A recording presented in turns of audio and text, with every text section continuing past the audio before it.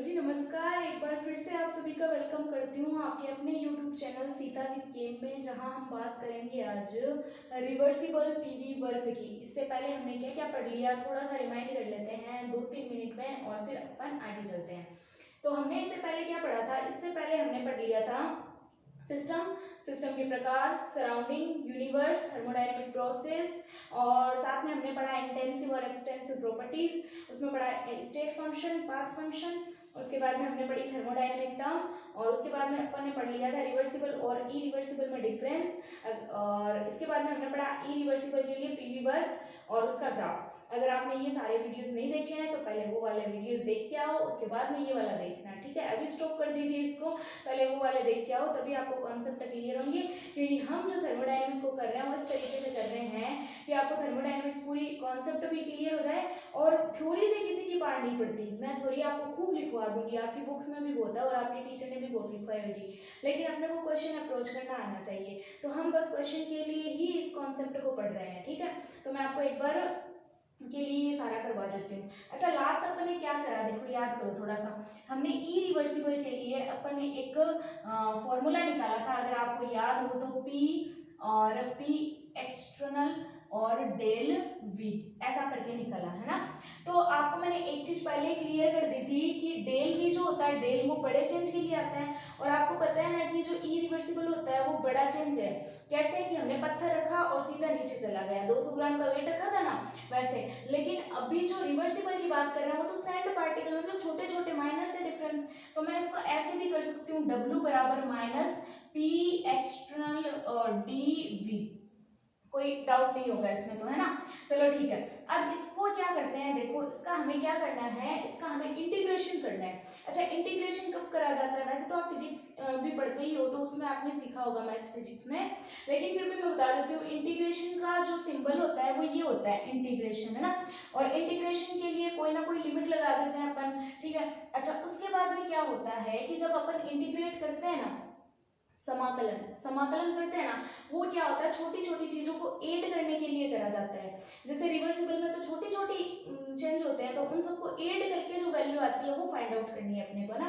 तो हम इंटीग्रेशन करेंगे, कहाँ से कहाँ तक करेंगे, v1 से लगाकर v2 तक करेंगे, है ना? तो अपन क्या करते हैं, इसको इंटीग्रेट कर देते हैं, ये लो ऐसा, v1 से लगाकर v2 तक, ठीक है? अच्छा, 2 नीचे कर दूं ना, ऐसे ये करके, ठीक है? ये अपन क्या कर रहे हैं, इंटीग्रेट कर रहे हैं, ठीक है? अब देखिए, ये तो इससे कैंसिल हो ही जाना है, तो बचा W। उसके बाद में मेरे पास क्या बचेगा, ध्यान से समझना इस चीज को ना। मेरे पास बचेगा यहाँ पर v1 से लगाकर v2 माइनस पी एक्स। अच्छा, इस माइनस को बाहर ले जाए, इसका तो कोई मतलब नहीं है ना, माइनस बाहर, और यहाँ पर हो गया अपने पास ये, ठीक है? अभी आपको एक चीज समझनी है, चलो इसको तो मैं इक्वेशन दे देती हूँ फर्स्ट, ठीक है? अभी आपको एक चीज समझनी है, जो इस साइड समझिए, आप क्या बोल रहे हो, सुनना ध्यान से। मान लीजिए मेरे पास क्या है, ऐसा एक सिस्टम है, उसमें मेरे पास लगा हुआ है पिस्टन। क्या लगा हुआ है, पिस्टन। इसे समझने की कोशिश करिएगा, ठीक है? पिस्टन लगा हुआ है, ठीक है? ये गैस पार्टिकल है ना, ये पड़े हैं इसके अंदर, ठीक है? अब मान लीजिए मेरे पास यहाँ पे क्या है, पी इंटरनल, और ये क्या है, पी एक्सटर्नल, ठीक है? अब मेरे को निकालना है पी ई एक्स टी। मान लीजिए मैं एक बार ऐसी कंडीशन लगाती हूँ कि जो इंटरनल है वो मान लीजिए 20 एटमोस्फियर है, और एक्सटर्नल जो है वो 10 एटमोस्फियर है ना? तो मेरे पास क्या होगा, और इन दोनों का डिफरेंस मान लेती हूँ डीपी। क्या मान लेती हूँ, डीपी। इन दोनों का डिफरेंस है डीपी। तो मेरे पास क्या हो जाएगा, आप खुद बताइए, पी इंटरनल माइनस डीपी हो जाएगा कि नहीं हो जाएगा? तभी तो देखिए ना, आप खुद देखिए, 20 माइनस 10 करूंगी तो मेरे पास 10 नहीं आएगा क्या, आएगा ना? हाँ, तो ये हो जाएगा, ठीक है? उसके बाद में देखिए आगे, अगर मान लीजिए मैं ऐसा करती हूँ कि मेरे पास एक दूसरा सिस्टम हो रहा है, इधर ध्यान दीजिए, दूसरा सिस्टम हो रहा है, उसमें भी पिस्टन लगा हुआ है, और मेरे पास यहाँ पे गैस पार्टिकल पड़े हैं, गैस पार्टिकल पड़े हैं, ठीक है? ये इस तरीके से। अब इस बार मेरे पास क्या होगा कि जो मेरे पास पी एक्सटर्नल है वो 20 एटमोस्फियर है मान लीजिए, और ये क्या है, 10 एटमोस्फियर है। क्लियर है? तो मैं ऐसा बोल रही हूँ कि इस बार पी ई एक्स टी जो हमारे पास होगा वो पी आई एन टी यानी कि इंटरनल प्लस डीपी होगा। क्या आपको ये बात समझ में आई? अगर आपको ये बात समझ में आई है तो आप इसको ऐसे भी तो लिख सकते हो ना, क्या प्रॉब्लम है आपको? P internal plus minus DP, बोलो क्लियर है क्या, है ना, क्लियर है ना। इसको अपन इक्वेशन नाम दे देते हैं सेकेंड, और ये जो सेकेंड है वो मैं पुट कर देती हूँ इसकी जगह। बोलो कोई प्रॉब्लम, नो, ओके, तो फिर चलने दो, कर दूँ क्या, कर देती हूँ। तो W बराबर मेरे पास होगा माइनस V1 से लगाकर V2 तक, ये होगा PINT प्लस माइनस DP, और बाहर पड़ा मेरे पास DV। बोलो ठीक है क्या, ठीक है ना। अभी आप देखिए इस डीवी को आप अंदर मल्टीप्लाई करवाएंगे, तो इसको जब अपन अंदर मल्टीप्लाई करवाएंगे तो मेरे पास आएगा V1 से लगाकर V2, इसको मैं रख देती हूँ ना, माइनस इधर आएगा PINT DV, और मेरे पास आएगा प्लस माइनस DP DV। बोलो क्लियर है क्या। अभी देखो ये डीपी और डीवी तो क्या है ना, बहुत ही छोटा चेंज है, बहुत ही छोटा चेंज है, तो इसको मैं निगलेक्ट कर सकती हूँ ना, डीपी डीवी बहुत छोटा चेंज है, मैं इसको निगलेक्ट कर देती हूँ। अगर मैं इसको निगलेक्ट कर देती हूँ तो मेरे पास आएगा W बराबर V1 से लगाकर V2 minus P internal DV। बोलो जी ठीक है क्या, ठीक है। अभी ठीक है, तो आप इसको इधर समझिएगा, ये तो मिटा देती हूँ, आपने उतार लिया होगा, नहीं उतारा है तो उसको पक्का उतार लेना, क्योंकि वहाँ पे अपने को कंफ्यूजन होती है, ऐसा क्या हो रहा है भाई, है ना, तो इसको उतार लेना। और बाकी का डेरिवेशन मैं इस साइड कर देती हूँ ना, क्या प्रॉब्लम है, आपको समझ में तो आ ही जाना है कि कैसे क्या करा है ना।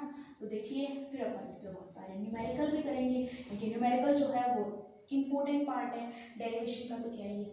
अब देखो यहाँ पर ध्यान से देखिएगा, मेरे पास ये आया ना, अब आपको पता है अपने पास एक होती है PV बराबर NRT। अगर आपने ध्यान से इस आइडियल गैस इक्वेशन को कभी देखा है तो इसे बोलते हैं आइडियल गैस इक्वेशन, ठीक है। इससे मैं लिख सकती हूँ यहाँ पर P बराबर NRT अपॉन V, और मैं इसको नाम दे देती हूँ इक्वेशन नंबर थर्ड, क्योंकि ये मेरे पास हो गई इक्वेशन 2, ठीक है। अब मैं इस थर्ड से जो ये P की वैल्यू NRT अपॉन V मैं रख देती हूँ P इंटरनल की जगह, ठीक है, ये P इंटरनल की जगह रख देते हैं, तो चलो रख ही देते हैं। फिर W बराबर मेरे पास आया V1 से लगाकर V2 तक, और मेरे पास आएगा NRT अपॉन V, सही है जी, और उसके बाद में आएगा डॉट DV। अब देखो बेटा इसमें जो कांस्टेंट है ना उनका इंटीग्रेशन नहीं होता है, तो उनको बाहर निकाल दो, आप कांस्टेंट को बाहर निकालो, तो W बराबर मेरे पास आया माइनस NRT, सही है, ओ सही है, V1 से लगाकर V2, ठीक है, मेरे पास बचा DV अपॉन V। जब अपन इसको इंटीग्रेट करेंगे, इसको इंटीग्रेट करेंगे तो मेरे पास आएगा W माइनस NRT, और जब इसको इंटीग्रेट करेंगे तो मेरे पास आएगा ln V2 upon V1। Okay जी, ठीक है, फाइनल आ गया अपने पास। ओके, ये है रिवर्सिबल के लिए, किसके लिए, रिवर्सिबल के लिए, लेकिन फिर भी अपने को अभी और पढ़ना है, क्या पढ़ना है, देखिए W बराबर जब भी कभी ln को अपन log में कन्वर्ट करते हैं तो मेरे पास आता है -2.303 NRT log V2 upon V1। बोलो जी क्लियर क्या, यही तो फाइनल है अपने पास, आ तो गया, आ तो गया, आ तो गया, है ना, आ गया ना। अभी देखिए एक चीज और करनी है, एक छोटी सी चीज और करनी है, किधर करवाऊं, ये तो आपने उतार लिया होगा, मैं इधर से रफ कर रही हूँ, ठीक है, बहुत ही छोटी सी चीज बच गई है, वो कर देते हैं फटाफट से, ताकि ये डेरिवेशन आपके माइंड में क्या हो जाए, छप जाए, है ना। देखिए एक क्या होता है अपने पास, आपको ही पता है P1 is equal, sorry P1 V1 is equal to P2 V2, ठीक है क्या, तो मेरे पास आएगा P1 अपॉन P2 बराबर V2 अपॉन V1। बोला ठीक है क्या, मतलब मैं V2 अपॉन V1 की जगह P1 अपॉन P2 कर सकती हूँ, क्योंकि वॉल्यूम जो होता है वो तो किसके लिए होता है, लिक्विड के लिए ना। अगर बात गैस की करनी होगी तो अपने को प्रेशर लेना पड़ेगा, तो प्रेशर लेना पड़ेगा तो मैं V2 अपॉन V1 की जगह क्या कर सकती हूँ, P1 अपॉन P2। तो मैं यहाँ पर एक फॉर्मूला और लिख देती हूँ, अगर आपको कोई आपत्ति नहीं हो तो, है ना, तो क्यों ही होगी आपको तो आपत्ति, आपको तो बढ़िया ही है ना, नए नए फॉर्मूले मिल रहे हैं, ठीक है। NRT log P1 upon P2, भाई साहब आप हट जाइए ना, ठीक है। तो ये हो गया अपने पास किसका, रिवर्सिबल के लिए वर्क का। और आपने एक चीज, अच्छा ग्राफ भी बना देते हैं लगे हाथ, है ना, तो ग्राफ भी कर ही लेते हैं अपन तो, ठीक है। अब ग्राफ देख लेते हैं, उसके बाद में अपन एक बहुत ही अच्छा वाला, क्या बोलते हैं उसको, चलो जो भी बोलते हैं देखेंगे ना। तो अब अपन ग्राफ बना लेते हैं, वही सेम, ये देखो इस तरीके से, ये हमारे पास एक ये देखो P1 P2 ये हो गया, ये V1 V2 इस तरीके से। आपको पता है छोटे छोटे चेंज होने हैं, छोटे छोटे चेंज। ये लो भाई साहब, छोटे छोटे चेंज करो ना आप। अरे कर तो रहे हैं छोटे छोटे, ये लो छोटे छोटे। ये क्या है? ये प्रेशर। ये क्या है? वॉल्यूम। ये क्या है? V1। ये क्या है? V2। समझ में आ रही है ना मेरी बात? ये देखिए इस तरीके से हमने करे छोटे छोटे चेंज। तो ये छोटे छोटे चेंज करे तो आपको क्या करना है, देखो समझ में आ रहा है आपको? मैं इसको बहुत अच्छे से समझा सकती हूँ। तो मेरे पास देखो ये वाला, इसको मैं मिला दो यहाँ, इसको मिला दीजिए, मिला दियो। यहाँ से ये वाला हो गया ना, यहाँ से ये तो बन गया अपने पास राइट एंगल। ये बन गया वही आयत, आयत बन गया। तो राइट एंगल, ये तो राइट एंगल है, ये आयत बन गया। अब आपको पता है इनका क्षेत्रफल, इनका एरिया कैसे निकालेंगे? आप खुद देखिए ना इस चीज को, एरिया कैसे निकालना है। अच्छा मैं दूसरा कलर यूज कर लेती हूँ, है ना।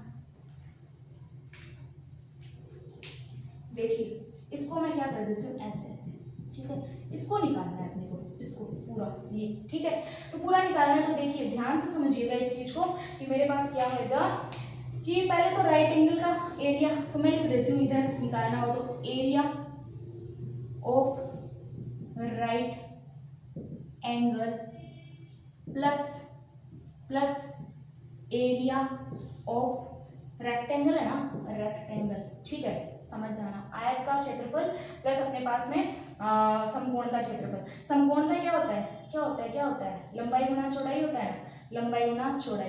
तो मैं लिख देती हूँ लंबाई गुना चौड़ाई। ये चौड़ाई है तो मेरे पास p है ना, और ये क्या है, ये लंबाई है मेरे पास, है ना, v। तो p डेल v मल्टीप्लाई करो, इसका क्या ही होगा, इसका क्या था, याद करो ना आप लोग। यहाँ पर डेल v था और ये कितना था, p था, याद है ना आपको? अरे ये चीज तो क्लियर है ना, हमारे पास क्या था, याद करो इस चीज को आप अच्छे से।